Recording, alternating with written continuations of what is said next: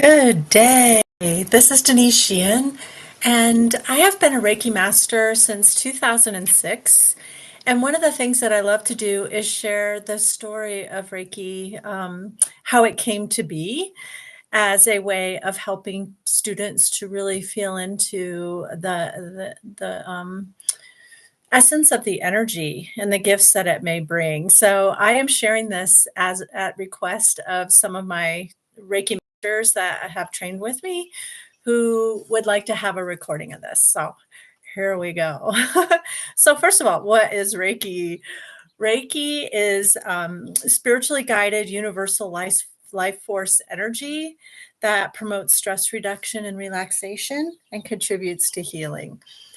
And it has been such a powerful force in my life and really seriously life-changing. And, so where did it come from? What is it? So I'm gonna be telling you this story today, of 3 different people. So here's from my very torn up little handouts.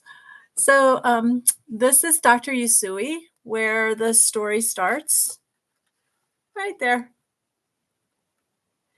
And also of Dr. Hayachi, and then we have Mrs. Takata. And so the story started with Dr. Yusui, and Dr. Hayachi was the bridge to help bring Reiki to the Western world. And then Mrs. Takata was such an influential character and quite a character who who really helped to Reiki to come and be really prominent in the Western world. So, okay, let's get to it. We're going to start the story with Dr. Yusui. Dr. Yusui was born on August 15th, 1865. And we actually know a lot about his life and also of the oral tradition that goes along with the story of his life through the work of William Lee Rand, who has the International Association for Reiki Training. I think that's right. Sorry. And so he did so much to research what was real and factual versus what came from the oral tradition because he found that there were so many variations on the story. And so, thanks to him, we know a lot more. We know a lot more.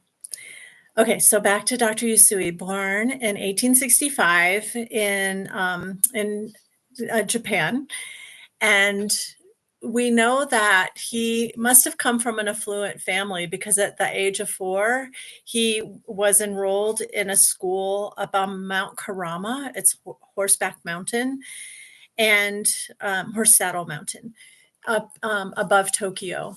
And there was this Buddhist school there that afforded him a really wonderful education in all of the things that you would study, science and language, and mathematics. And there was also like education on Kiko, which is the Japanese version of Qigong.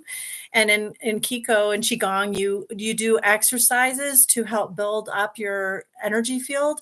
And then if you want to, you can offer that healing energy to other people and you expend that energy. And it's sort of like building up your life force and then sharing your life force with other people. And then you have some downtime afterward where um, you need to build up your life force again before you can offer healing to some others.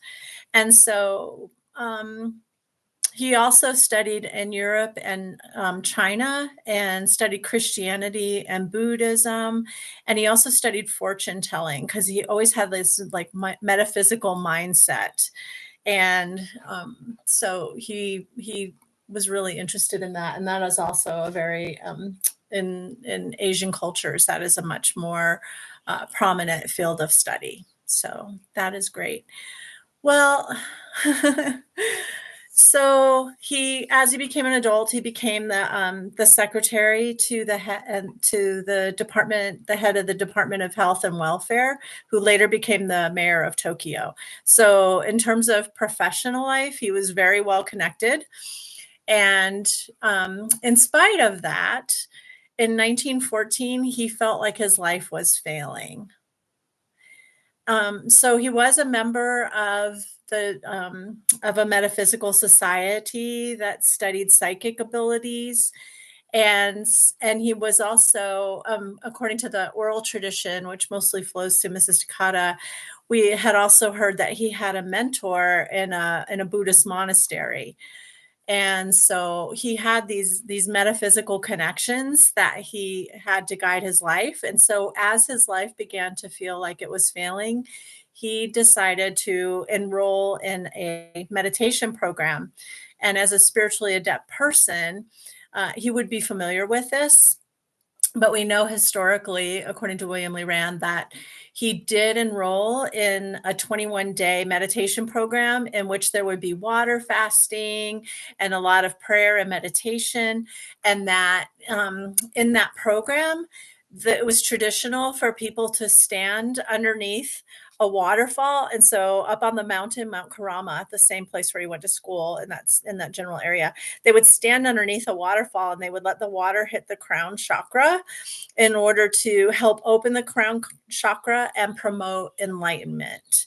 And so it's likely that he had some interaction there, and and that he had received Reiki in that way. However, Mrs. Takata tells a little bit of a different story about what his experience was up on the mountain, and I feel like the oral tradition is just as important, if not even more so in some ways, because it just adds so much dynamism to the story. So, according to Mrs. Takata, Dr. Yusui had studied Buddhist sutras in order to learn healing, and that he became prominent or proficient in Chinese characters. And that he also studied Sanskrit from Hinduism because Buddha, of course, was a Hindu, and that he had found a formula for healing, and that he was really excited about this, and that his mentor from the monastery had sent him to Mount Karama specifically to meditate on these healing symbols.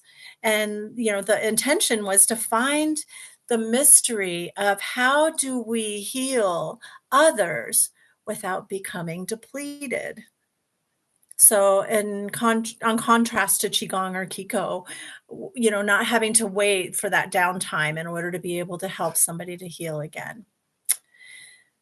So he enrolled in the program up there, and Mrs. Takata has a little bit of a different story about his experience there, as I mentioned.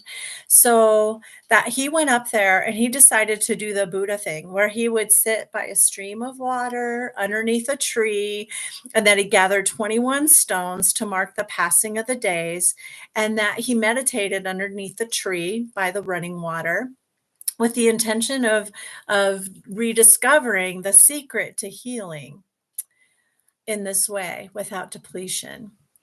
And so he spent the 21 days water fasting. And then that's our new dog, Sammy. She's a sweetheart.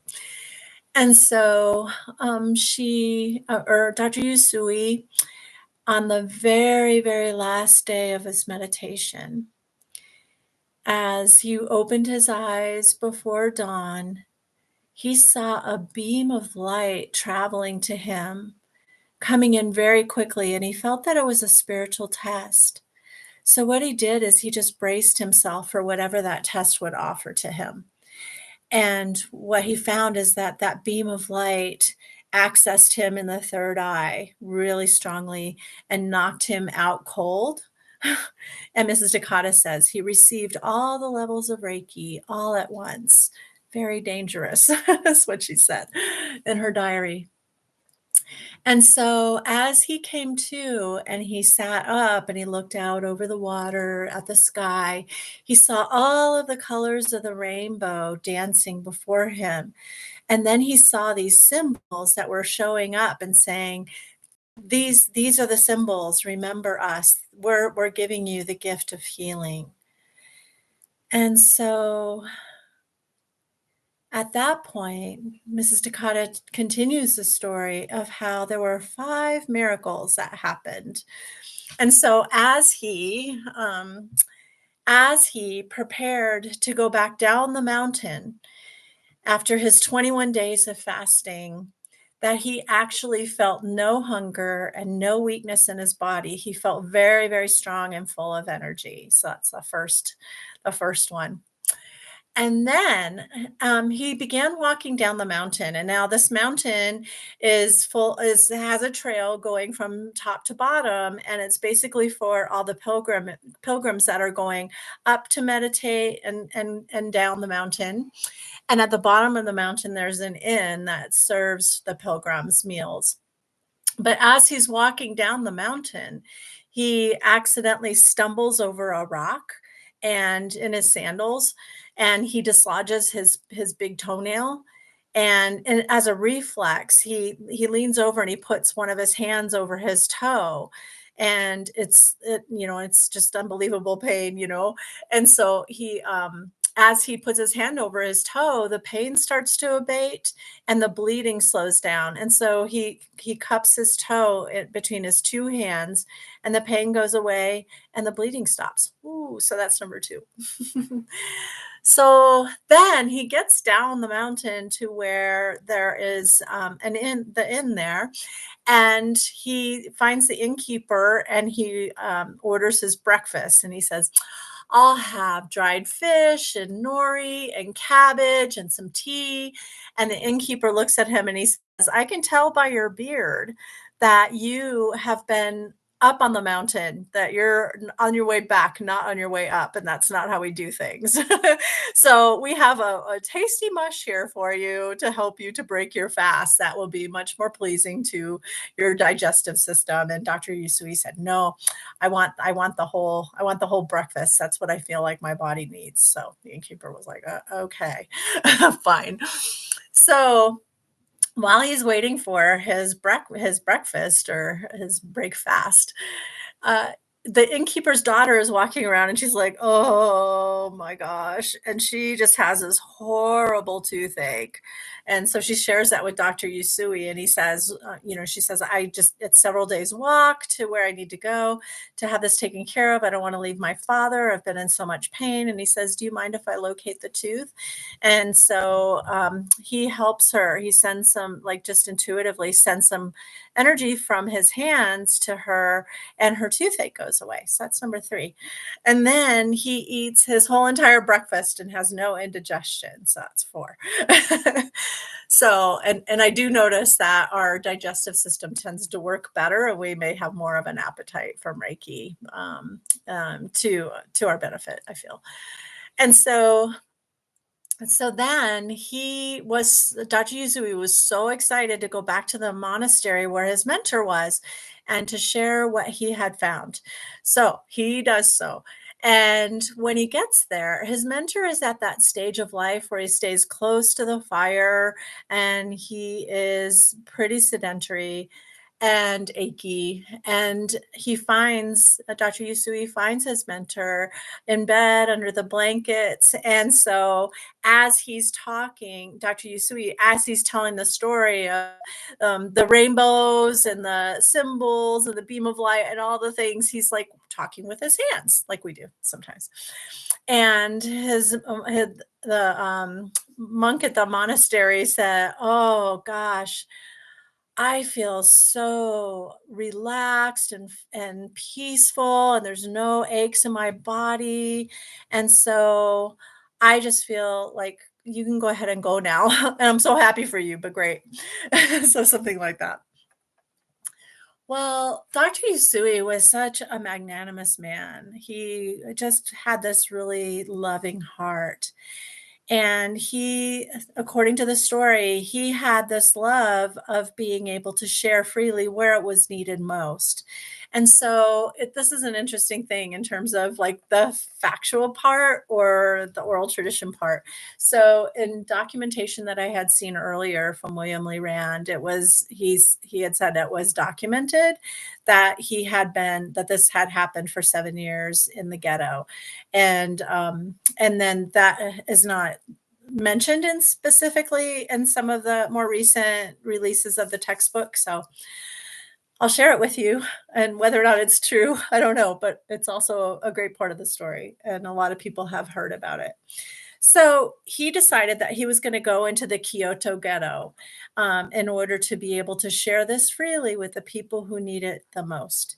So again, Mrs. Takata, from her records, she mentioned that there was like a chief beggar in the ghetto who had offered Dr. Yusui a place to stay, and that had support for accessing people, and he decided that he was going to work with those who were younger and had more superficial maladies, and that he would build his way up to those who needed more support.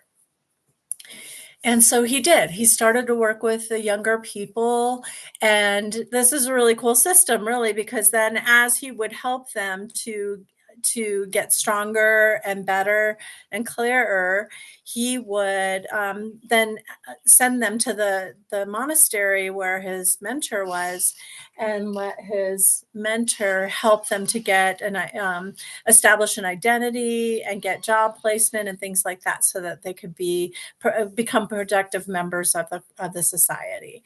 So that was great. And then he built his way up to people who were older and had tougher lives and maladies.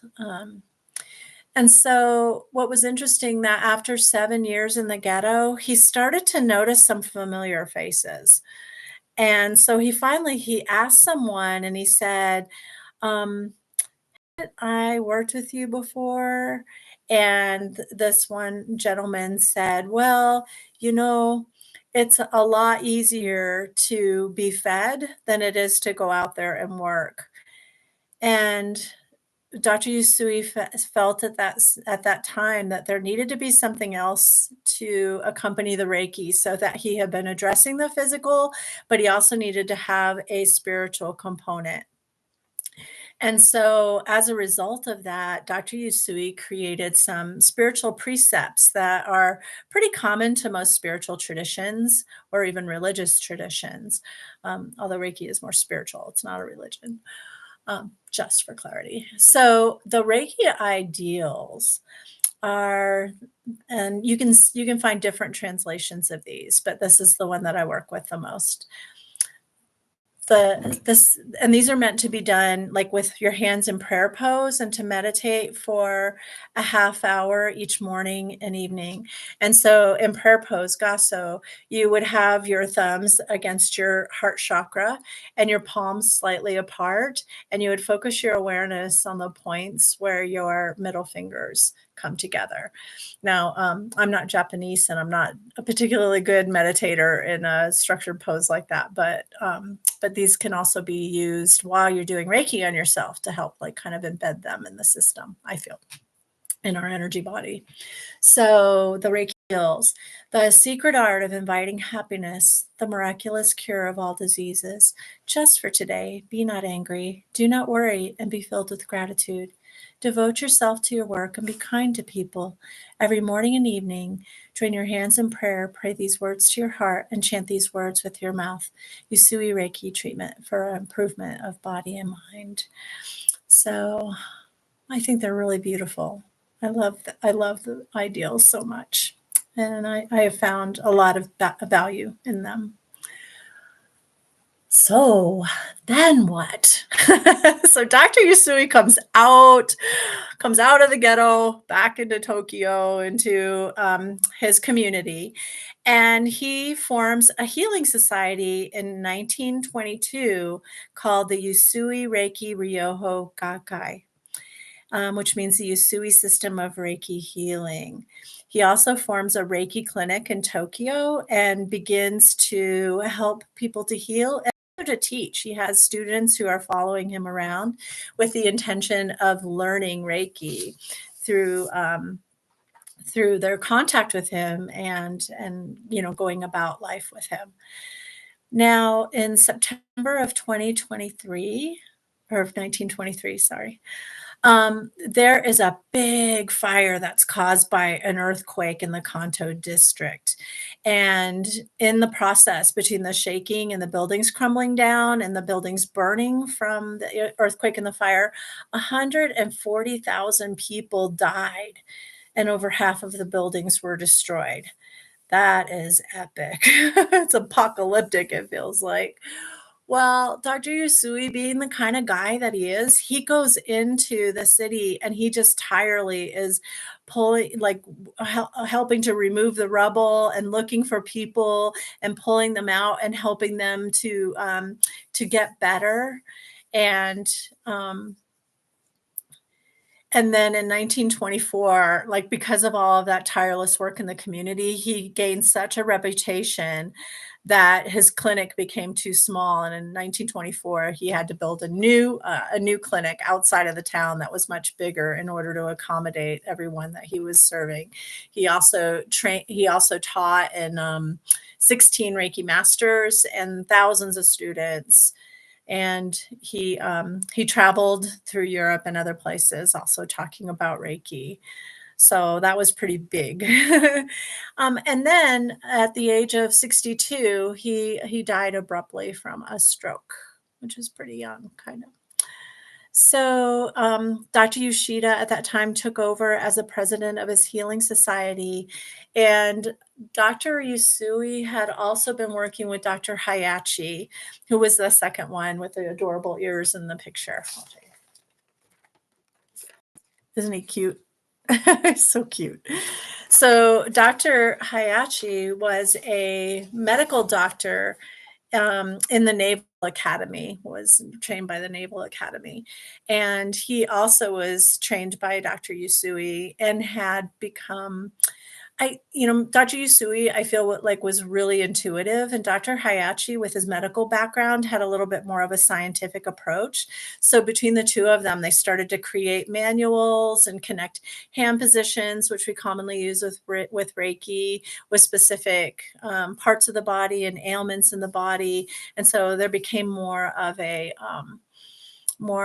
structured approach to sharing Reiki wisdom.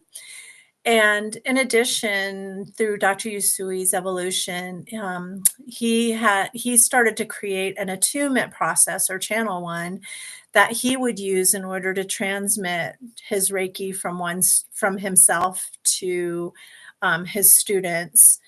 And that attunement process and variations of it existed up until the time when I did my master training in 2006 and beyond. And a lot of people are still using the Usui system of Reiki and transmitting that way through the teacher into the students, where the teacher is opening up their crown to be a clear channel for spirit and sharing in that way.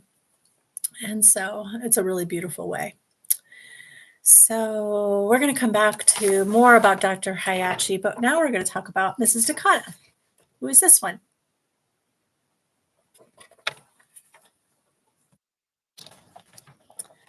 So Mrs. Takata was born on December 24th, 1900, and she was born in Kauai, Hawaii, to Japanese immigrants who were working in the sugarcane fields. And this was a really different time and space where they were basically like sharecroppers or indentured servants almost, where the culture was very exploitive for their culture in working the lands. So a lot of commonality to yeah, looking at colonization and whatnot, and how much of a role oral tradition plays in such cultures, and how much of a role her oral tradition played in the formation of Reiki. So really hearing that. So when Mrs. Takata grew up, she married the bookkeeper of the plantation, who was named Sachi, and they had two little girls. And unfortunately, Sachi died at the age of 34 and left her as a single parent. And she had to work tirelessly in order to be able to take care of her little girls. And so by the time 5 years had gone by after Sachi's death, she had abdominal pain, a lung condition, and a nervous breakdown. So she was really really struggling with her health in a lot of different ways. And so at the same time, her one of her sisters had died, had transitioned. And because of her birth order in her family, it was her responsibility to notify her parents that they had lost a daughter because you see her parents had already retired back to Japan. And so she literally had to go back to Japan or go to Japan in order to notify them in person. And she thought, well, at least as I do that, I can go and get my health taken care of and where they have much better science and facilities. So she had that going for her. So after she took care of the responsibility with her parents, she went to visit the hospital where she ended up getting a diagnosis. And they diagnosed her with a tumor and gallstones, appendicitis, and asthma, not to even mention the nervous breakdown. And they asked her to prepare for an operation. And just in my own mind, I feel like coming from where she came from, I imagine that, preparing for an operation would be really, really scary. And so, and maybe I'm projecting that, but she decided that she wanted to go visit Dr. Hayachi's clinic across the street because she had heard about that.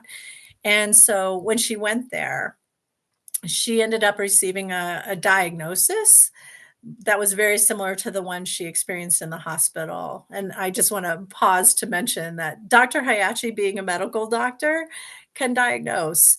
I feel it is completely unethical for a Reiki master who is not a medically trained professional to do any kind of diagnosis. But she felt reassured by that synchronicity. So she decided that she would enroll in healing at Dr. Hayachi's clinic because they told her it would be non-invasive and invasive, that she would get to work with a couple of Reiki practitioners every single day.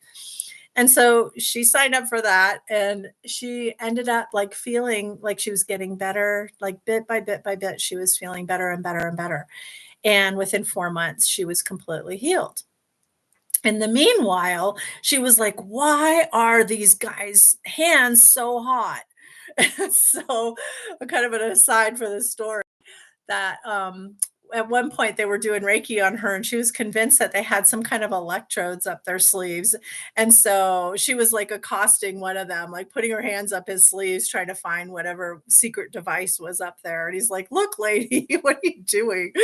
And she's like, "I just don't understand this. I want to understand this." And so he said, "Oh, okay, let me have you talk to Dr. Hayachi about this." And so she did, and she got a little bit more of an idea of what was happening for her. And she decided that she would love to learn Reiki as well.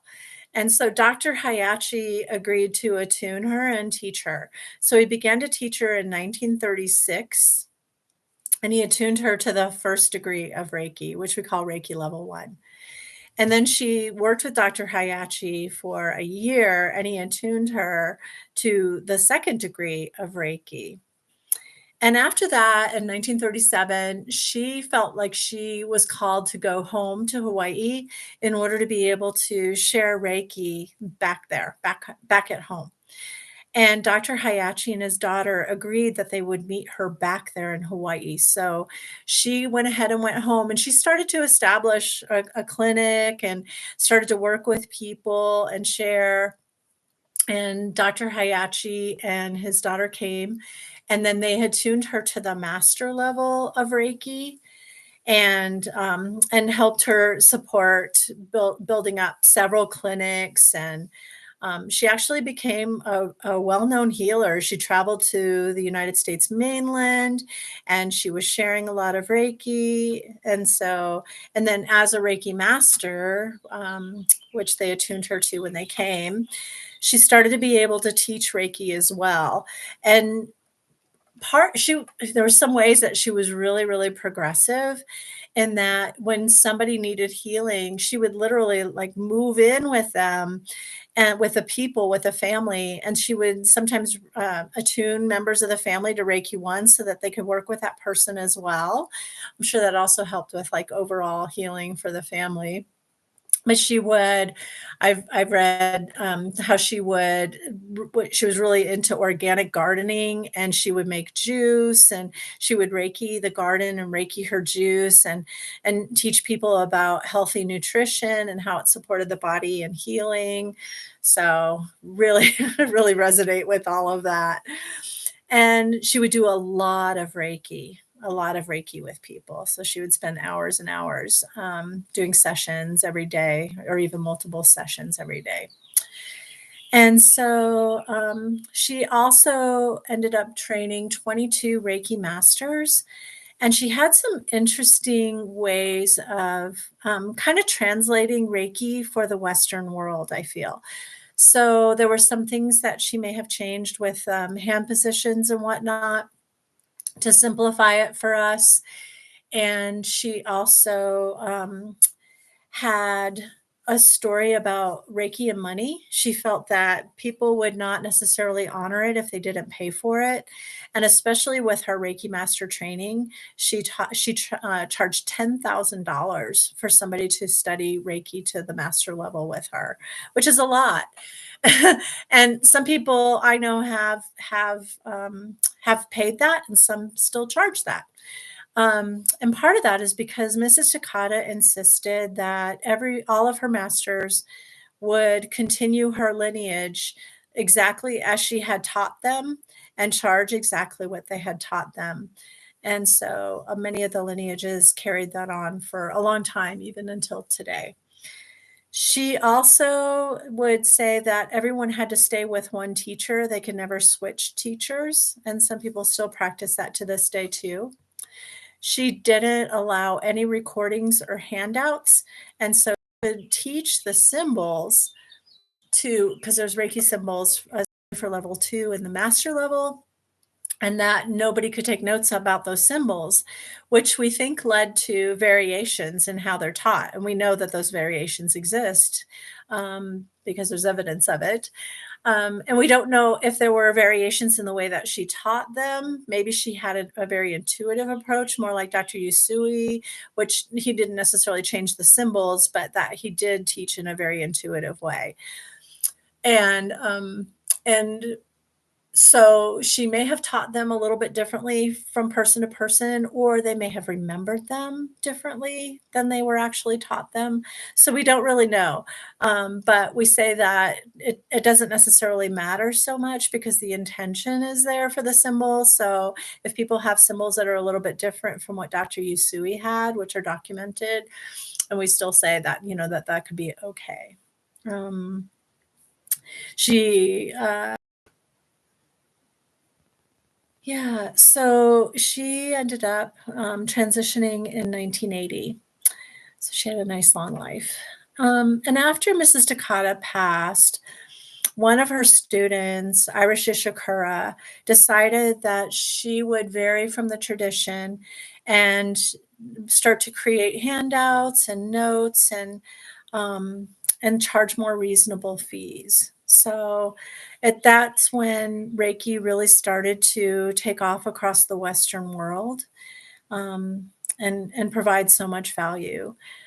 And then there are, aside from the Usui version of Reiki that we've been talking about, there have been some other variations. There have been some Reiki masters who have added their shamanic gifts into it and added symbols for the Reiki masters that brought in more of a shamanic energy.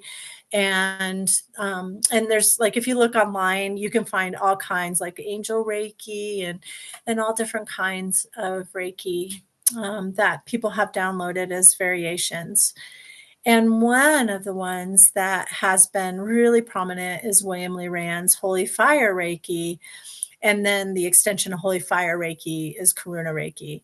And he had downloaded those in ways that brought down like a different level of frequencies that for me feel resonant. I felt called to follow the holy fire path. There is more in the training manuals, there's more of a Christian language. There's like a connection with the master Jesus, or who I like to call Yeshua, to differentiate the historical and what I feel galactic shaman being from the being who is connected with Christianity. But some people resonate with that more and some resonate with it less. But that is a variation that has become very prominent, and William Lee Rand's association has been really instrumental in amplifying the awareness of Reiki throughout the world.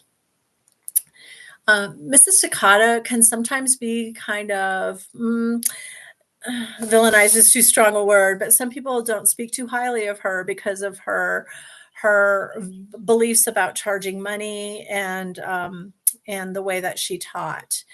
And there's a passage that I found in from Mrs. Takata's diary that was published in the Reiki News issue in 2007 from Marianne Strake. And I'm going to share this because I feel like it helps to illuminate a little bit about the spirit of Mrs. Takata and how she regarded Reiki. So she said, she wrote this in May 1936. What was more than pleasing was that Mr. Hayachi had granted to bestow upon me the secret of the 3 levels of Reiki. And she mentions them in Japanese, which I will not butcher for you. The utmost secret in the energy science. No one can imagine my happiness to think that I have the honor and respect to be trusted with this gift, a gift of a lifetime. And I promised within me to do my utmost in regard to this beautiful and wonderful teaching that I just received. I fully promise to do what is right through sincereness and to do my utmost in kindness, and shall regard and respect the teaching and its teacher with utmost reverence and respect. I feel that is so beautiful.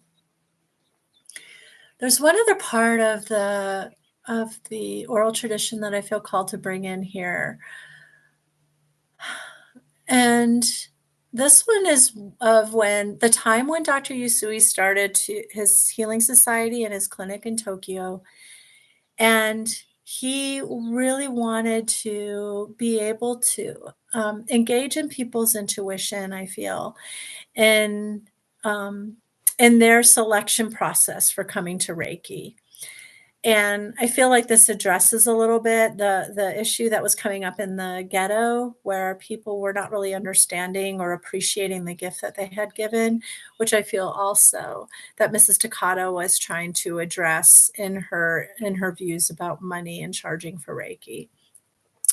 So the story goes that Dr. Yusui would walk around the streets of Tokyo, and he would carry a lantern in broad daylight and walk around, and people would stop him to ask about this curious thing about a man walking around in broad daylight with a lantern. And whenever I envision that image, I feel like the hermit card from the tarot deck, where you have the hermit seemingly on the top of the mountain holding a lantern, and the lantern of enlightenment, the lantern of peace, of wisdom. And that Dr. Yusui was using this method to say, well, if you're curious about what I am sharing these days, I'm going to be doing a lecture later. And so if you feel called to join us, you're welcome to come, and let them know what the information was to join. And I feel like that is such a beautiful way to engage like the innocence and curiosity of people, and to let them just to decide whether or not that felt curious and like a possibility for them in their own lives.